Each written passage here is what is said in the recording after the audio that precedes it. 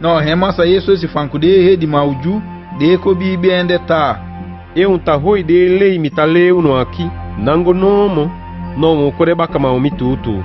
Não ko sabe soni beleng leti kuma fadi agadoyo. No tem ko sabe soni soka. No aombe kofi como tu alisafu un saide. No de pikenta. Ambe fa udi aqui. Uda Abraham bongo. Henda gansa mbefu. Não tem obede safu asembe basu wandaka. No faz satawo kofi como tu asafu. No remassa isso esse pique de ta. Fututu mitaki da onu ta. Asembe ita dogi nango nomo. No safu de arrogi do basue. No de safu. Ta woko da uma fami. No ya wantan caminhar de família de monso. Biga safu no ide. Mano di sembe de mi o de fami. No heu de fami nomo. No heu habitaki arioso dentro. Bueno de mi o gado aqui. Repu ya safu. Mei kofi. No kofi tutu sei. De sembe. Fa un saide. Mi sabita uno dade bongo Abrahamu. Mano wanta jenye. Biga onde kaba o kimi. Furi uma que de soni mitale uno aqui. Abrahamu ambi o do sol. Família aqui. Mitale uno de sondi. De mi siku de mi ye a mitata. Mano unu tadu de sondi. De sia di tatafu unu.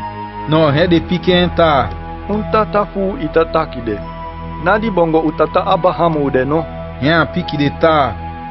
Bidade gbele bongo Abrahamu. No bi olibi kumae. Ma onde kaba o kimi. Família de sembe. Ditale unu de tutu sondi o gado. De mi se ye ne. Abrahamu abio do son asonye. Ma do de sondi. De sia unu tata. Hembe ke kimi. No de pikenta. We no faita fande. Ikembe ita ura utu tatamino. No. Masa gangado min seude. Heno da utata. No remassa isso esse pique de ta. Gado rebida unu tata. No bio lobi mie. Biganea la mi kumutu kwaki.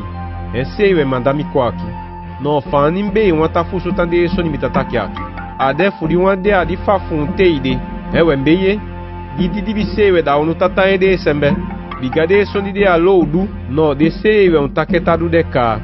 Fa saide. Sensia di seti o mundo habitaki sembe ka.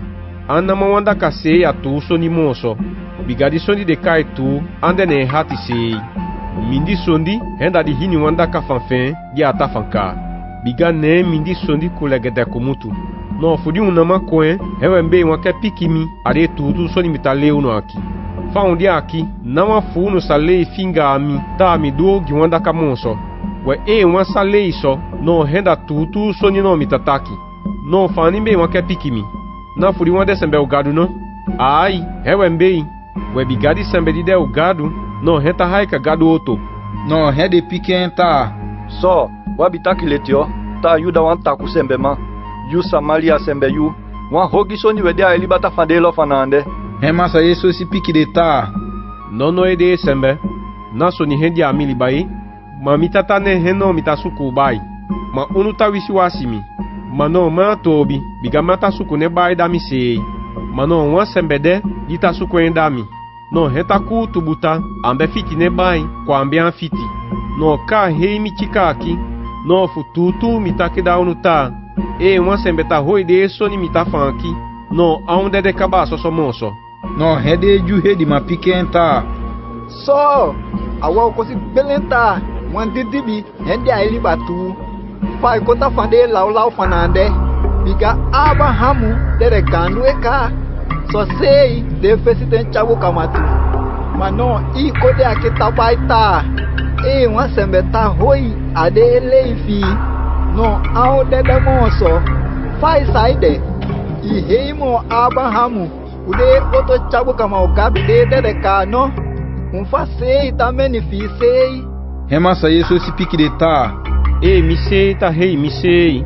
No ande uma boiosoni. Mamita tá de ta renda gado funo. Renda rei mie. No rifa ta adel no gado. Matoco wan sabien. Mano mi sabien. Mi ta ma sabien. No renda me deu alegede makuma unu. Mano mi sabien. No mi ta rui de ta que fento. No Abrahamu di gansa be funo. Biwai tumusie. Ya sabita a osidi daka di meu kwa goli baki. We no asiento no awai sei. fa fande en de mbei. Andi tataki de. Fai sai nande. Ya gani do faith de ya iti. Hey baita isi Abrahamu no.